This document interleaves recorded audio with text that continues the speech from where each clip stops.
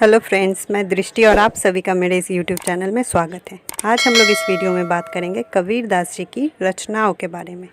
कबीर दास जी की रचनाओं को जानने से पहले हम उनके विषय में कुछ महत्वपूर्ण बातें जान लेते हैं।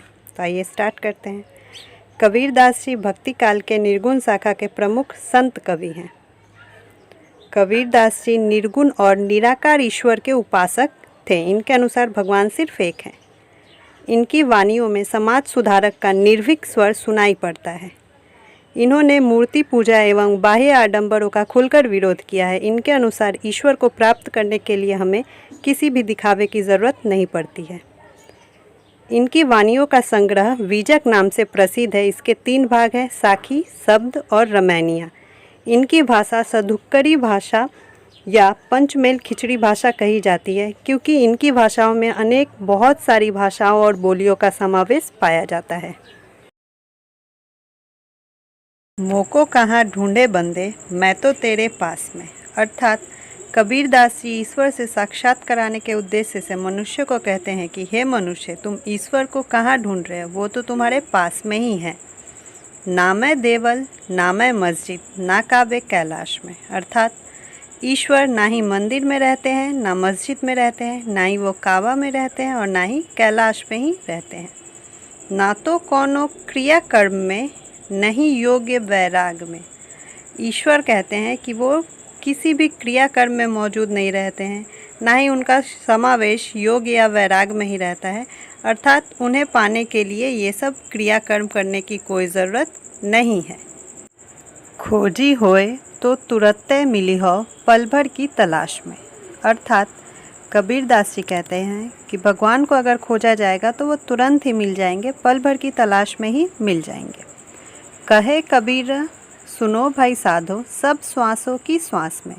अर्थात कबीर दास जी कहते हैं कि हे संतो भाई, हे मनुष्य, भगवान सभी व्यक्तियों के अंदर विराजमान है।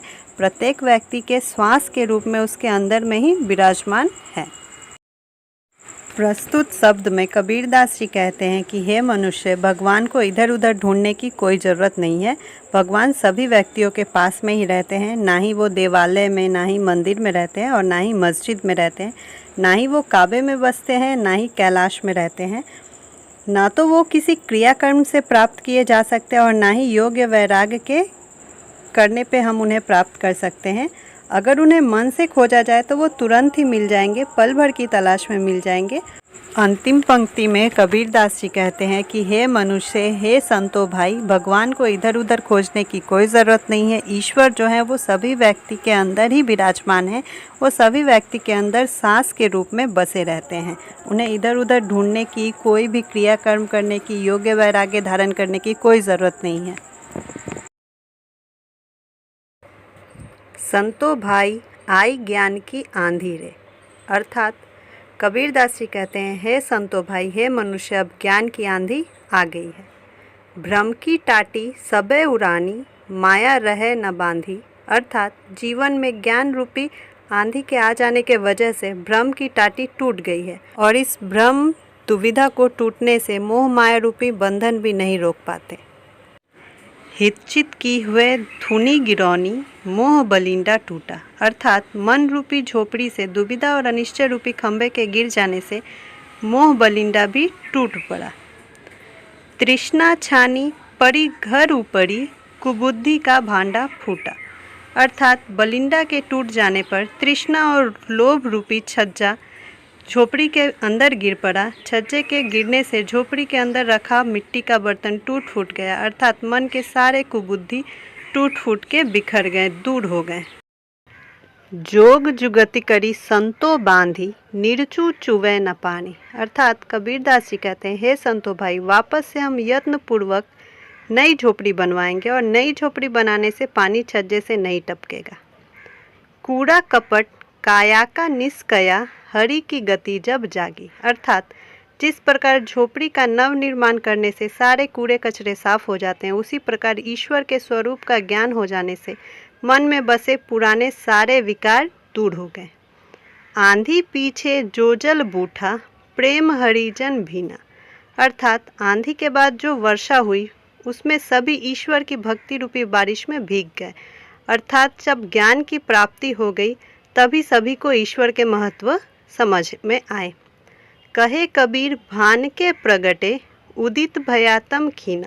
अर्थात कबीरदास जी कहते हैं, जिस प्रकार सूर्य के उदय होने पर संसार का अंधेरा मिट जाता है, उसी प्रकार ज्ञान प्राप्ति के बाद मनुष्य के अंदर के अंधकार सारे मिट जाते हैं। अर्थात अंदर बसे हुए सारे विकार, लोभ, मोह मिट जाते हैं, दूर हो जाते हैं। प्रस्तुत शब्द में कबीरदास जी कहते हैं कि हे संतो भाई, हे मनुष्य, अब ज्ञान की आंधी आ चुकी है।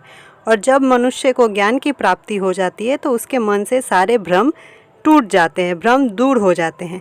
जिस प्रकार तेज आंधी के आने के वजह से जो झोपड़ियाँ होती है, जो बांस की पतली पतली खपच्चियों से बने हुए दीवार होते हैं झोपड़ी के, वो टूट जाते हैं, उड़ जाते हैं और उसे कोई भी माया मोह बांध के रख नहीं सकता।